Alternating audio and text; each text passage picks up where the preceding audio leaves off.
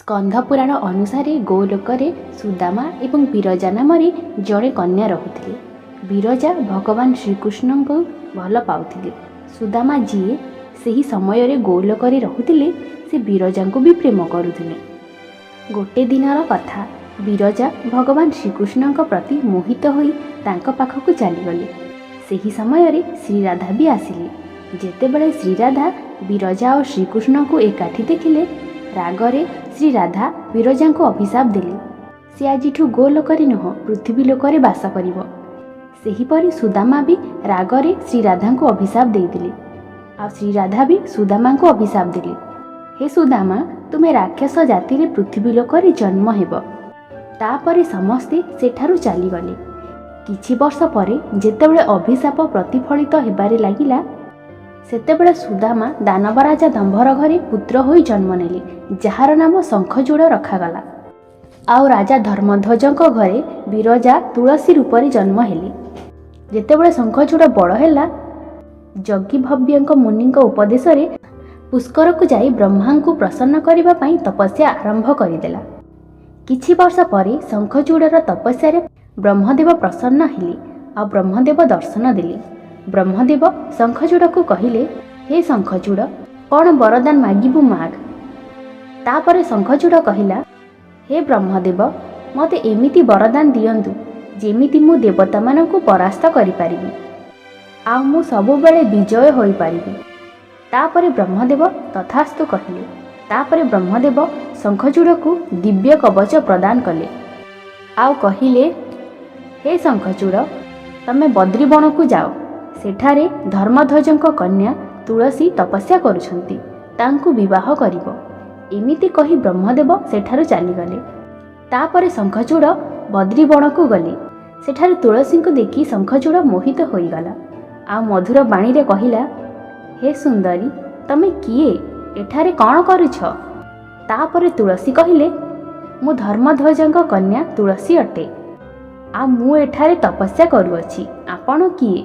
ସେତେବେଳେ ଶଙ୍ଖଚୂଡ଼ କହିଲା, ହେ ସୁନ୍ଦରୀ, ତମେ କ'ଣ ମୋତେ ଜାଣିନ? ମୋ ନାଁ କେବେ ଶୁଣିନ? ମୋ ନାଁ ଶଙ୍ଖଚୂଡ଼। ମୁଁ ଗୋଲୋକରେ ସୁଦାମା ଥିଲି। ଶ୍ରୀରାଧାଙ୍କ ଅଭିଶାପରୁ ମୁଁ ରାକ୍ଷସ ଜାତିରେ ଜନ୍ମ ହୋଇଛି। ଶ୍ରୀକୃଷ୍ଣଙ୍କ ପ୍ରଭାବରେ ମୋତେ ପୂର୍ବଜନ୍ମ କଥା ସ୍ମରଣ ଅଛି ଆଉ ମୁଁ ବ୍ରହ୍ମଦେବଙ୍କ ଉପଦେଶରେ ଏଠାକୁ ଆସିଛି। ତମେ କ'ଣ ମୋତେ ବିବାହ କରିବ? ଯେତେବେଳେ ଦାନବ ଶଙ୍ଖଚୂଡ଼ ତୁଳସୀକୁ ସିଂହରେ ସତ୍ୟ କହିଲା, ସେତେବେଳେ ତୁଳସୀ ପ୍ରସନ୍ନ ହୋଇଗଲେ। ସେତେବେଳେ ବ୍ରହ୍ମଦେବ ସେଠାରେ ଦର୍ଶନ ଦେଲେ ଆଉ କହିଲେ, ହେ ସତୀ ତୁଳସୀ, ତମେ ପୂର୍ବଜନ୍ମରେ ବିରଜା ଥିଲ ଆଉ ତମେ ଶଙ୍ଖଚୂଡ଼କୁ ଗନ୍ଧର୍ବ ବିବାହ କରିବ। ଶଙ୍ଖଚୂଡ଼ର ମୃତ୍ୟୁ ପରେ ସେ ପୁଣି ଶ୍ରୀକୃଷ୍ଣଙ୍କୁ ଗୋଲୋକରେ ପ୍ରାପ୍ତ କରିବ ଆଉ ଶଙ୍ଖଚୂଡ଼ର ମୃତ୍ୟୁ ପରେ ତମେ ବି ବୈକୁଣ୍ଠରେ ଚତୁର୍ଭୁଜ ଭଗବାନଙ୍କୁ ପ୍ରାପ୍ତି କରିବ। ଏମିତି କହି ବ୍ରହ୍ମଦେବ ସେଠାରୁ ଚାଲିଗଲେ। ତାପରେ ତୁଳସୀ ଆଉ ଶଙ୍ଖଚୂଡ଼ର ଗନ୍ଧର୍ବ ବିବାହ ହେଲା। କିଛି ବର୍ଷ ପରେ ଦେବଗୁରୁ ଶୁକ୍ରାଚାର୍ଯ୍ୟଙ୍କ ଆଦେଶରେ ଶଙ୍ଖଚୂଡ଼ ଦାନବମାନଙ୍କ ରାଜା ହେଲା। ତାପରେ ଶଙ୍ଖଚୂଡ଼ ଦେବତାମାନଙ୍କ ଉପରେ ଆକ୍ରମଣ କରିଦେଲା। ବ୍ରହ୍ମଦେବଙ୍କ ବରଦାନ କାରଣରୁ ଶଙ୍ଖଚୂଡ଼କୁ କେହି ପରାସ୍ତ କରିପାରୁନଥିଲେ। ଧୀରେ ଧୀରେ ତାର ଅତ୍ୟାଚାର ବଢ଼ିବାରେ ଲାଗିଲା ଆଉ ଦେବତାମାନେ ଯୁଦ୍ଧକ୍ଷେତ୍ରକୁ ଛାଡ଼ିକି ପଳାଇ ଯାଉଥିଲେ। ଆଉ ତାପରେ ଦେବୀ ଭଦ୍ରକାଳୀ ଶଙ୍ଖଚୂଡ଼ ସହିତ ଯୁଦ୍ଧ କରିବା ପାଇଁ ଯୁଦ୍ଧକ୍ଷେତ୍ରକୁ ଆସିଲେ। ତାଙ୍କ ଦୁଇ ଜଣଙ୍କ ମଧ୍ୟରେ ଯୁଦ୍ଧ ଆରମ୍ଭ ହେଲା। କିଛି ସମୟ ପରେ ଆକାଶବାଣୀ ହେଲା, ହେ ଦେବୀ ଭଦ୍ରକାଳୀ, ଶଙ୍ଖଚୂଡ଼କୁ କେହି ହରାଇ ପାରିବେନି।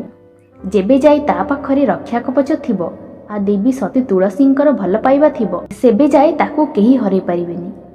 ତାପରେ ଦେବୀ ଭଦ୍ରକାଳୀ ଭଗବାନ ଶିବଙ୍କ ପାଖକୁ ଗଲେ ଆଉ ସବୁ କଥା କହିଲେ। ତାପରେ ଭଗବାନ ଶିବ ଭଗବାନ ବିଷ୍ଣୁଙ୍କ ପାଖକୁ ଗଲେ ଆଉ ଶଙ୍ଖଚୂଡ଼ର କେମିତି ଅନ୍ତ ହେବ ସେ ବିଷୟରେ କଥା ହେଲେ। ତାପରେ ଭଗବାନ ବିଷ୍ଣୁ ଗୋଟେ ବ୍ରାହ୍ମଣର ରୂପ ନେଇ ଶଙ୍ଖଚୂଡ଼ ପାଖକୁ ଗଲେ ଆଉ କହିଲେ, ହେ ଶଙ୍ଖଚୂଡ଼, ମୁଁ ବ୍ରାହ୍ମଣ ଭିକ୍ଷୁକ, ମୋତେ କିଛି ଭିକ୍ଷା ଦିଅ। ଶଙ୍ଖଚୂଡ଼ କହିଲା, ହେ ବ୍ରାହ୍ମଣ, ଆପଣଙ୍କୁ କ'ଣ ଦରକାର? ବ୍ରାହ୍ମଣ ରୂପୀ ଭଗବାନ ବିଷ୍ଣୁ କହିଲେ, ହେ ଶଙ୍ଖଚୂଡ଼, ପ୍ରଥମେ ତମେ ମୋତେ କଥା ଦିଅ, ମୁଁ ଯାହା ମାଗିବି ତାହା ଦେବ। ବ୍ରାହ୍ମଣଙ୍କ କଥା ଶୁଣିବା ପରେ ଶଙ୍ଖଚୂଡ଼ ଓମ୍ ନାମର ଉଚ୍ଚାରଣ କରି କଥା ଦେଲା, ହଁ ବ୍ରାହ୍ମଣ ଦେବତା, ଆପଣ ଯାହା ମାଗିବେ ମୁଁ ତାହା ଦେବି। ତାପରେ ବ୍ରାହ୍ମଣ ରୂପରେ ଭଗବାନ ବିଷ୍ଣୁ କହିଲେ, ହେ ଶଙ୍ଖଚୂଡ଼, ମୋତେ ତୁମର କବଚ ଦରକାର। ତାପରେ ଶଙ୍ଖଚୂଡ଼ ସେ ଦିବ୍ୟ କବଚ ବ୍ରାହ୍ମଣକୁ ଦେଇଦେଲା। ଏହିପରି ଭାବରେ ଭଗବାନ ବିଷ୍ଣୁ ମାୟା ଦ୍ୱାରା ସେ କବଚ ଶଙ୍ଖଚୂଡ଼ଠୁ ନେଇଗଲେ। ଆଉ ଶଙ୍ଖଚୂଡ଼ର ରୂପ ଧାରଣ କରି ଦେବୀ ତୁଳସୀଙ୍କ ପାଖକୁ ଗଲେ। ଆଉ ଦେବୀ ତୁଳସୀଙ୍କ ସହିତ କଥାବାର୍ତ୍ତା ହେଲେ ଆଉ ତାଙ୍କ ସହିତ ଭ୍ରମଣରେ ଗଲେ। ସେତେବେଳେ ଦେବୀ ତୁଳସୀ ଜାଣିପାରିଲେ ଆଉ ଶଙ୍ଖଚୂଡ଼ ରୂପରେ ଭଗବାନ ବିଷ୍ଣୁଙ୍କୁ କହିଲେ, ହେ ଦୁଷ୍ଟ, ତୁ କିଏ? ମୋର ସତୀତ୍ୱ ନଷ୍ଟ କରିଛୁ। ତୋ ବାସ୍ତବ ରୂପକୁ ଆ, ନହେଲେ ମୁଁ ତୋତେ ଅଭିଶାପ ଦେଇଦେବି। ତାପରେ ଶଙ୍ଖଚୂଡ଼ ରୂପରେ ଥିବା ଭଗବାନ ବିଷ୍ଣୁ ତାଙ୍କ ପ୍ରକୃତ ରୂପକୁ ଆସିଲେ। ଭଗବାନ ବିଷ୍ଣୁଙ୍କୁ ଦେଖି ଦେବୀ ତୁଳସୀ ଜାଣିଗଲେ ଯେ ସେ ଭଗବାନ ବିଷ୍ଣୁ ବୋଲି। ହେଲେ ତାଙ୍କର ସତୀତ୍ୱ ନଷ୍ଟ ହୋଇସାରିଥିଲା। ସେଥିପାଇଁ ଦେବୀ ତୁଳସୀ ରାଗିଗଲେ ଆଉ କହିଲେ, ହେ ବିଷ୍ଣୁଦେବ, ଆପଣଙ୍କ ମନ କ'ଣ ଏତେ କଠୋର? ଆପଣଙ୍କୁ ଟିକେ ହେଲେ ଦୟା ଆସିଲାନି? ମୋର ସତୀତ୍ୱ ନଷ୍ଟ ହେଲା ପରେ ନିଶ୍ଚୟ ମୋ ସ୍ୱାମୀର ମୃତ୍ୟୁ ହୋଇଯିବ। ମୁଁ ଆପଣଙ୍କୁ ଅଭିଶାପ ଦେଉଛି, ଆପଣ ପାଷାଣ ହୋଇଯିବେ। ଏମିତି କହି ତୁଳସୀ କାନ୍ଦିବାରେ ଲାଗିଲେ।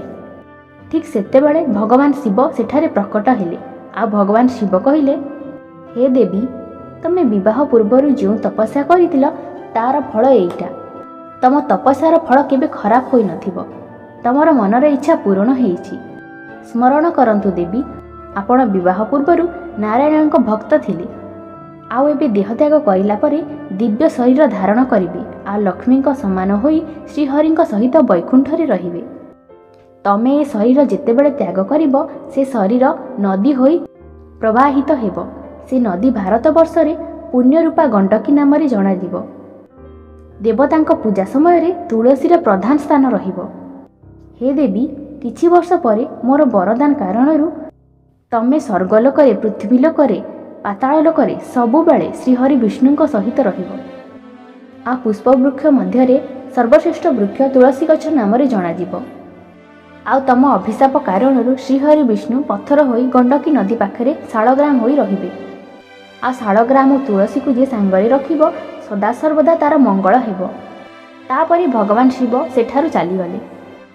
ଭଗବାନ ଶିବଙ୍କଠୁ ଏକଥା ଶୁଣିଲା ପରେ ଦେବୀ ତୁଳସୀ ବହୁତ ଖୁସି ହୋଇଗଲେ ଆଉ ନିଜ ଶରୀର ତ୍ୟାଗ କରି ଦିବ୍ୟ ଶରୀରର ରୂପ ନେଲେ।